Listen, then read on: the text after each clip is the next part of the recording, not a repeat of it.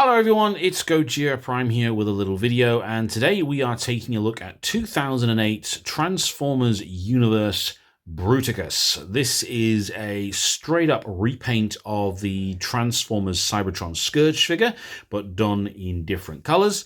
First off, as always, we'll run through the Dragon mode in this case, then we'll take a look at the robot mode, and then we'll do some size comparisons. So, starting off with the Dragon mode, I have to admit, in this mode, I mean, it doesn't have a lot of articulation, I'll be brutally honest, but it does look really, really nice in this mode. The dragon is quite impressive. You've got these large spikes on the front legs. The tail does have a little bit of movement at the back here, and also on this segment here, if you wanted to move that. There is a little bit of articulation on the head. It can go up and down like so, and you can also open the mouth a little bit as well also. And that's really about it. I mean, it's done in some pretty bold colors, to say the least. I believe that this particular version of Bruticus was meant to be done as a homage to the character from the 2001 RID series. One thing to note, he does have on his head the Predacon symbol. So he's not actually a Decepticon, he's meant to be a Predacon. And I believe the RID 2001 Bruticus was also meant to be a Predacon as well. So, yeah, like I say, he's quite large for a figure. He's a good foot and a bit long. So he does take up quite a bit of shelf space in his Dragon mode. But there's not really a lot more to do with him, except his gimmick. Now, this being a Transformers Cybertron figure, it does carry the gimmick over from the previous line. I don't think this figure was meant to come with electronics. I just realized I've got him mistransformed a bit.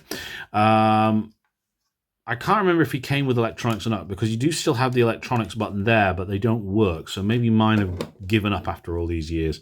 But one thing you can do is you can take any Cyber Planet key, plug it into the port on his back, like so, and two additional dragon heads will pop forward to turn him into a three-headed dragon.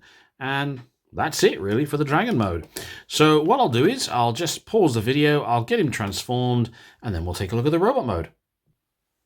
Okay, so here we have Bruticus in his Robot mode, and the Robot mode itself, design-wise, I really do quite like.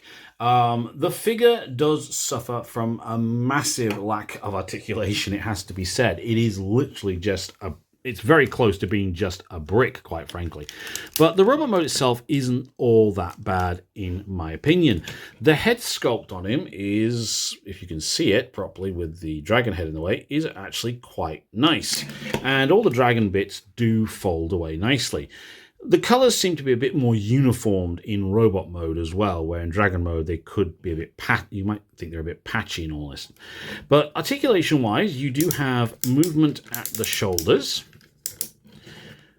The arms at the elbow will move more if you turn it round like so, and then you've got some bend at the elbow, and there is no hand articulation in any way, shape or form.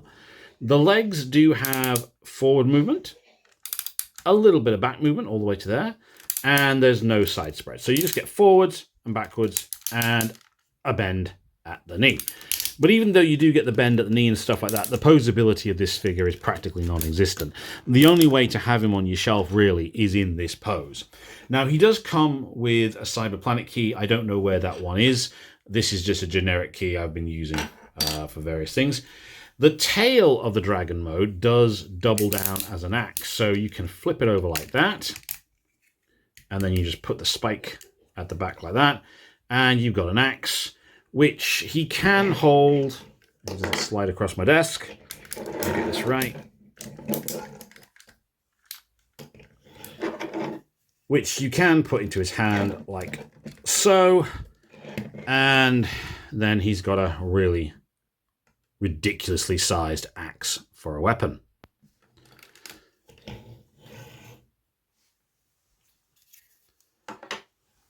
So just to do some size comparisons with this figure, here he is with Age of the Primes Brawl. Here he is with Legacy Metalhawk. And here he is with the HasLab 2001 RID Optimus Prime. So the question is, if you're a Transformers collector, is this figure worth getting in the modern age? And the answer is no. It's really not worth getting.